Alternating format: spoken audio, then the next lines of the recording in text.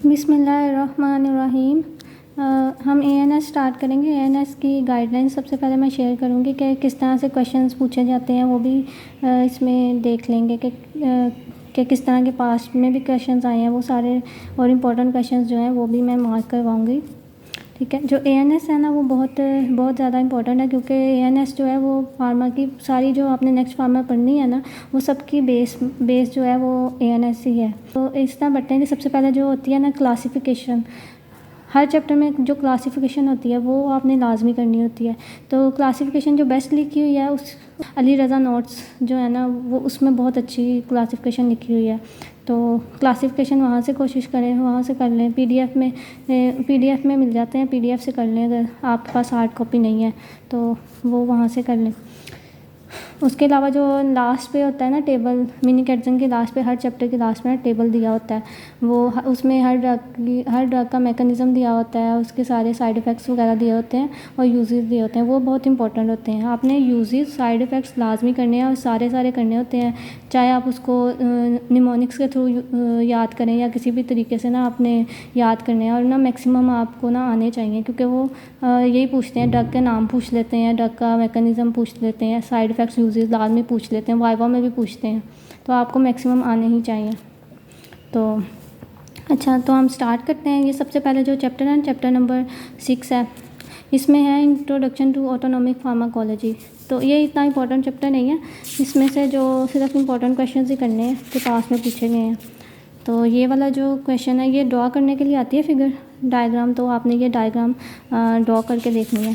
ठीक है, उसके बाद नेक्स्ट आ जाता है ये वाली डायग्राम। ये इम्पोर्टेंट है। ठीक है, और ये इनको ड्रॉ करके देखना है आपने। ठीक है, और इनको ये यूक्यू है, पास क्वेश्चन है। और साथ में ये मैकेनिज़म्स हैं, ये वाला टेबल बहुत इंपॉर्टेंट है, ये करना है आपने। उसके ये टेबल भी आपने करना है, ये भी बहुत इंपॉर्टेंट टेबल है। उसके बाद ये जो इन्होंने रिसेप्टर्स की लोकेशन दी हुई है, ये टेबल ये कर लें आप, या फिर आप इसे कप्लान से भी कर सकते हैं। कप्लान में इजी वे में लिखा हुआ है, तो ये नेक्स्ट भी ये हो जाता है। तो आपने ये रिसेप्टर्स की लोकेशन बहुत इंपॉर्टेंट है, ये आपने करनी है कि कौन से रिसेप्टर्स हैं, कि कौन सी टाइप्स ऑफ रिसेप्टर्स कहाँ पर लोकेटेड हैं। ये इंपॉर्टेंट क्वेश्चन है, ये आपने लाजमी करना है, चाहे आप कप्लान से कर लें इसे। उसके बाद ये आ जाती है इंटीग्रेशन ऑफ ऑटोनॉमिक फंक्शन। ये आपने रीड कर लेना। ठीक है, किस तरह से होती है, दो वेज हैं, लोकल इंटीग्रेशन और सिस्टेमिक रिफ्लेक्सेस, ये कर लेनी है। और ये आपने डायग्राम करनी है। ऑटो रिसेप्टर्स और हेटेरो रिसेप्टर्स का आपको पता होना चाहिए। और लूप्स कर लेनी है, फीडबैक लूप्स। एक ऑटोनॉमिक फीडबैक लूप है और एक हार्मोनल फीडबैक लूप है। ठीक है, ये ड्रॉ करके देख लेनी है आपने।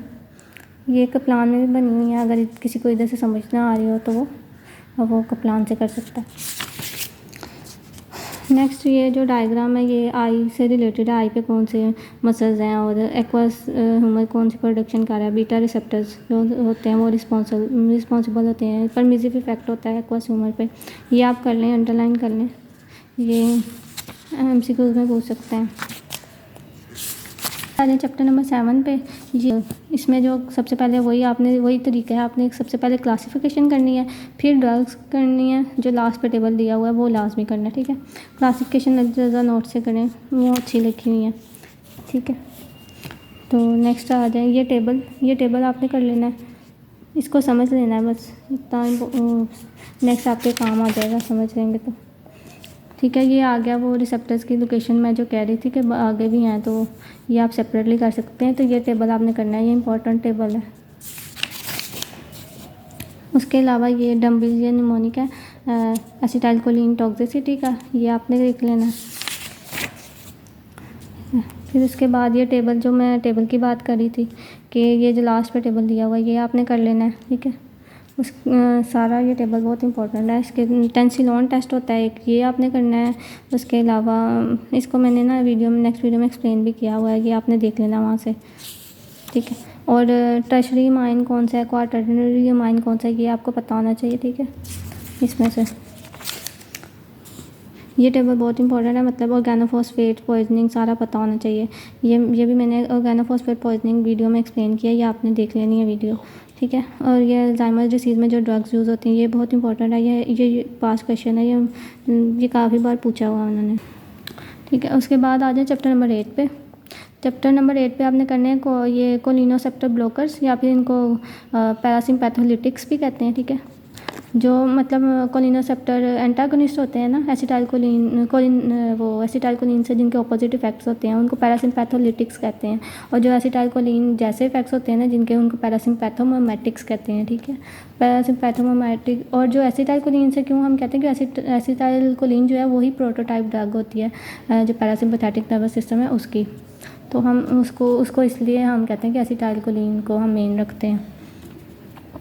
चैप्टर नंबर 8 ये आपने वही क्लासिफिकेशन करनी है। ठीक है, इसमें क्लासिफिकेशन आपने इस तरह से नहीं करनी है, इसमें क्लासिफिकेशन आपने according to the clinical uses करनी है। ठीक है, ये भी देख लेनी है, लेकिन क्लिनिकल यूजेस के अकॉर्डिंग क्लासिफिकेशन पूछते हैं ये एंटीकोलिनर्जिक ड्रग्स की। ठीक है, तो ये अली रज़ा नोट्स में लिखी हुई है, आप वहाँ से करें। उसके अलावा ये स्कोपोलामीन के यूजेस आपने करने हैं। स्कोपोलामीन के यूजेस काफ़ी सारे हैं, वो आपने यूज़ देख लेने हैं। उसके अलावा पार्किंसनिज़म में जो ड्रग्स यूज़ होती हैं ना वो एंटीकोलिनर्जिक ड्रग्स भी यूज़ होती हैं, तो उनके नाम देख लेने हैं, पूछ लेते हैं कौन सी एंटीकोलिनर्जिक ड्रग्स एंटी पार्किंसनिज़म हैं, मतलब उनका पार्किंसनिज़म में देते हैं। तो उसके लिए है बेंस्ट्रोपिन है, बाइपेरिडिन है, ट्राईहेक्सीफेनिडाइल है, तो आपने ये याद रखनी है। आई में कौन कौन सी देते हैं ये चारों आपने नाम याद रख लेने हैं। ठीक है, और इनके हाफ़ लाइफ भी आनी चाहिए, कितनी हाफ़ लाइफ्स हैं। ठीक है, और टॉपिकामाइड को क्यों प्रेफर करते हैं ये पता होना चाहिए, क्योंकि इसकी हाफ़ लाइफ कम है इस वजह से, और क्योंकि हाफ़ लाइफ कम है और मिडिएटिक इफेक्ट होता है इनका, तो जिसकी हाफ़ लाइफ कम होगी उसको ही देंगे, क्योंकि अगर वो बंदे ने अगर बाद में कोई काम करना है तो फिर वो उसको तो नज़र ही नहीं आएगा। अगर इतनी ज़्यादा हाफ़ लाइफ होगी तो 72 आवर्स तक उसे नज़र नहीं आएगा, तो इसलिए हम ये टॉपिकामाइड ही अब यूज़ करते हैं जब भी हमें कोई आई में कोई भी आई साइट चेक करनी होती है। अच्छा, ये ब्रोंकाई ये सारे ये आपने करना है, ये यूजेस हैं सबके बताए हुए हैं उन्होंने। अदर टॉक्सिसिटीज़ ये निमोनिक है, ये आपने याद कर लेना है यहाँ से। ठीक है, कंट्राइंडिकेशंस बहुत इंपॉर्टेंट है, ये आपने याद कर लेनी है। आगे आ जाते हैं निकोटिनिक एंटागोनिस्ट में ये जो टेबल है ना ये effects of ganglion blocking drugs, ये इंपॉर्टेंट है, ये आपने करने हैं। इधर साइड इफेक्ट्स लिखे हुए हैं गैंग्लियन ब्लॉकिंग ड्रग्स के, ये आपने कर लेने हैं। ये कोलिन एस्ट्रेज रीजनरेटर्स, ये आपने कर लेने हैं। ठीक है, इसमें एजिंग का फिनोमेना होता है एक, वो आपने करना है, ये मैंने एक्सप्लेन भी किया वीडियोस में, तो आपने वो देख लेनी है। ये वही टेबल आपने ये कर लेना है। फिर उसके बाद क्लिनिकल यूजेस आपको के अकॉर्डिंग आपको आना चाहिए लाजमी, वो आपने वो लाजमी कर लेना है। एक क्वेश्चन होता है कि एट्रोपिन लो डोज पर ब्रेडिकार्डिया करवाते हैं इनिशियली और हाई डोज पर टैकीकार्डिया करवाते हैं। ठीक है, वो भी आपने क्वेश्चन देख लेना, ये मैंने वीडियो में एक्सप्लेन किया है। नेक्स्ट, और एट्रोपिन के डोज डिपेंडेंट इफेक्ट्स होते हैं, ये भी पास क्वेश्चन है, ये भी देख लेना है, ये मैंने वीडियो में एक्सप्लेन किया हुआ है, आपने वो देख लेनी है लाजमी। और एट्रोपिन का प्री एनेस्थेटिक यूज़ जो है ये भी आपको मैंने उसी वीडियो में एक्सप्लेन किया, तो वो आपने देख लेनी है। ये सारे पास क्वेश्चन है जो मैंने बताए हैं। तो ये चैप्टर नंबर 9 आ जाता है। चैप्टर नंबर 9 में आ जाता है सिम्पैथोमिमेटिक्स। ठीक है, सिम्पैथोमिमेटिक्स ड्रग्स आ जाती हैं, और सिम्पैथोमिमेटिक जो मतलब कि सिंपैथेटिक नर्वस सिस्टम को एक्टिवेट करती हैं, या सिंपैथेटिक नर्वस सिस्टम जैसे इफेक्ट्स इनके होते हैं ना, जैसे तो मिमिक करती है, मैमेटिक्स से याद रखना है, मिमिक करती हैं उसके सेम होते हैं, और लिटिक्स यहाँ पे आएगा मतलब कि उसके एंटी मतलब के ऑपोजिट इफेक्ट्स। ठीक है, उसमें सबसे पहले आपने वही क्लासिफिकेशन कर लेनी है, क्लासिफिकेशन वही अली रज़ा नोट से करें। एक आपको कैथेकोलामीन्स और नॉन कैथेकोलामीन्स में डिफरेंस आना चाहिए। ठीक है, ये पूछते हैं, और कौन कौन से कैथेकोलामीन्स हैं ये भी पूछते हैं, तो आपने ये डिफरेंस देख लेना, डिफरेंस लाजमी कर लेना। ठीक है, ये टेबल आ जाता है, ये टेबल वही लोकेशंस वगैरह हैं और फैक्ट्स वगैरह ये आपने लाजमी कर लेना। ये डेफिनेशन है कुछ, ये आपने पढ़ लेनी है ताकि आपको आगे समझ आ जाए। नेक्स्ट आ जाए ये थोड़ी सी लाइंस हैं, अंडरलाइन कर लें, ये MCQs के लिए भी है। हाँ, और ये टेबल आपने कर लेना है। ठीक है, और high dose epinephrine versus nor epinephrine. ठीक है, ये रिवर्सल फिनोमेना ऑफ टेल, ये भी पास क्वेश्चन है, ये इंपॉर्टेंट है, ये भी आपने कर लेना है। ठीक है, और ये मैंने वीडियोस में एक्सप्लेन किया है, ये आपने वहाँ से देख लेना है। कंट्राइंडिकेशंस ऑफ एपिनेफ्रीन, ये भी आपने लाजमी कर लेना है। और ड्रग इंट्रैक्शंस भी कर लेनी है सिम्पैथोमिमेटिक्स की, बाकी ड्रग्स के साथ ड्रग इंट्रैक्शंस भी इंपॉर्टेंट है, ये भी कर लेनी है। स्पेसिफिसिटी ऑफ रिसेप्टर्स के अकॉर्डिंग जो लिखें ड्रग्स को ना, तो ये है, ये उसके अकॉर्डिंग है। ये लिपिन कोट में इधर नहीं दिया हुआ, तो ये आपने देख लेना, ठीक है। स्पेसिफिसिटी के अकॉर्डिंग जो ड्रग्स को कैसे किया हुआ है डिवाइड, ठीक है। ये आपने यहाँ से देख लेना है, चाहे तो स्क्रीनशॉट ले लें, ठीक है। डोपामीन के भी आपने फैक्ट्स देख लेने। डोपामीन यूज्ड इन शॉक में जो यूज़ होती है वो पता होना चाहिए, और कौन से शॉक में कौन सी ड्रग दे रहे हैं, कौन सी सिम्पैथोमिमेटिक ड्रग दे रहे हैं, ये बहुत इंपॉर्टेंट क्वेश्चन है। ये पास क्वेश्चन आता है, लोगों स्टूडेंट से पिक नहीं हो पाता।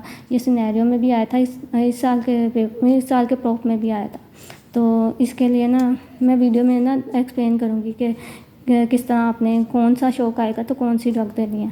तो ये इंपॉर्टेंट क्वेश्चन है। फिर ये आ जाएँ आप टेबल पे आ जाएँ। ये एपिनेफ्रिन के काफ़ी 5-6 यूजेस करने हैं आपने। मोनिक वगैरह बना लें, जैसे ABCDE मैंने बनाया हुआ है, ठीक है। सारा आपने करना है, और ये टेबल बहुत इंपॉर्टेंट है। टायरामीन पे आ जाएँ। चीज़ रिएक्शन होता है एक, ये क्वेश्चन भी इंपॉर्टेंट है, वो क्या होता है वो आपने देखना है। नेक्स्ट आ जाएँ चैप्टर नंबर 10 पे, और चैप्टर नंबर 10 पे आ जाएँ। और यहाँ पर एड्रीनोसेप्टर ब्लॉकर्स, ये मतलब कि सिम्पैथोलिटिक्स ड्रग्स आ गई हैं, या एड्रीनोसेप्टर एंटागोनिस्ट आ गई हैं, ठीक है। अब इनमें वही क्लासिफिकेशन आ जाती है, अल्फ़ा ब्लॉकर्स, बीटा ब्लॉकर्स, ठीक है। ये बहुत इंपॉर्टेंट क्लासिफिकेशन है। बीटा ब्लॉकर्स की तो बहुत ही इंपॉर्टेंट है, ठीक है। ये आपने करनी है लाजमी। नॉन सिलेक्टिव कौन से हैं, सिलेक्टिव कौन, बीटा 1 सिलेक्टिव कौन से हैं, बीटा 2 सिलेक्टिव कौन से हैं, ठीक है। और इसके अलावा भी जो पीछे टेबल में दिए हुए हैं वो सारी भी। और beta blockers with intrinsic sympathomimetic activity, ये पास्ट क्वेश्चन है, इस साल के प्रोफ में आया है और उन्होंने पूछा हुआ था। और उनको प्रेफर क्यों करते हैं बाकी बीटा ब्लॉकर से, ये भी क्वेश्चन है, ये भी करना है आपने। और एक होता है इंट्रिंसिक सिम्पैथोमिमेटिक एक्टिविटी, जिन्हें पार्शियल एगोनिस्ट भी कहते हैं, वो वाले बीटा ब्लॉकर्स, ठीक है। और एक और बीटा ब्लॉकर्स भी होते हैं जिनकी मेम्ब्रेन एनेस्थेटिक एक्टिविटी होती है, ठीक है। एक ये भी क्वेश्चन आता है कि उनके नाम लिखने होते हैं और उनको प्रेफर क्यों करते हैं। ये मैं ना बीटा ब्लॉकर्स की क्लासिफिकेशन ना एक्सप्लेन कर दूँगी वीडियो में, क्योंकि ये इंपॉर्टेंट क्वेश्चन है, वो सारा कवर हो जाएगा आपका उससे। और फियोक्रोमोसाइटोमा में अल्फ़ा ब्लॉकर्स का यूज़ कौन सी कब देते हैं, कौन सी रिवर्सिबल है, कौन सी इरिवर्सिबल है, ये पास्ट क्वेश्चन है, ये इंपॉर्टेंट है, ये सारे करने हैं, ठीक है। ये आपने डेफिनेशंस देख लेनी है, जहाँ पे ये यूज़ लिखा हुआ है फियोक्रोमोसाइटोमा में अल्फ़ा ब्लॉकर्स का, ये देख लेना है। एपिनेफ्रिन रिवर्सल, जिसको रिवर्सल फिनोमेना ऑफ डेल भी कहते हैं, ठीक है। ये मैं कह रही थी।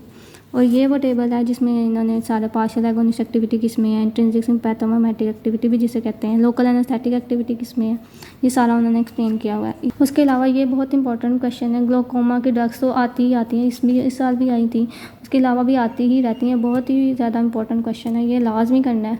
यहाँ इसका मैकेनिज़्म कैसे दे रहे हैं सारा पता होना चाहिए, कौन सी ओरल है, क्या रूट है, ठीक है, और कैसे काम कर रहे हैं इनका, और ये सारा पता होना चाहिए, इनका एक्शन सब कुछ पता होना चाहिए, ठीक है। लाजमी करना है, ये नहीं छोड़ना आपने। आगे बीटा ब्लॉकर्स बहुत इंपॉर्टेंट, सारे यूजेस करें, साइड इफ़ेक्ट्स करें, ठीक है। आपने ये नहीं छोड़ने, इसे सारा पता होना चाहिए। बस ये सारा ना आपने मार्क कर लेना है।